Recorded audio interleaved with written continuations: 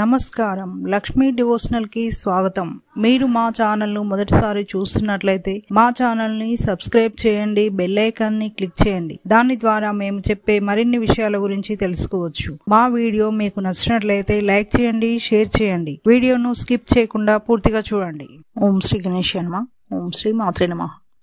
మీకు కలలో ధాన్యం కనబడితే ఎలాంటి ఫలితాలు ఉంటాయో తెలుసుకుందాం. మీకు కలలో నిండుగా ఉన్న ధాన్యాగారం చూసినట్లయితే మీకు త్వరలో ధనప్రాప్తి కలుగుతుందని అర్థం. ధాన్యాగారం ఖాళీగా కనిపిస్తే దరిద్రం ఎలాంటిదో త్వరలో మీరు చవి చూడబోతున్నారని అర్థం. నిండుగా పండిన చేనును కలలో చూసినట్లయితే వివాహం కాని వారికి ఈ కల వచ్చినట్లయితే వివాహం జరుగుతుంది అని అర్థం. అయిన వారికి ఈ కల వచ్చినట్లయితే సుఖ సంతోషాలు పెరుగుతాయని అర్థం.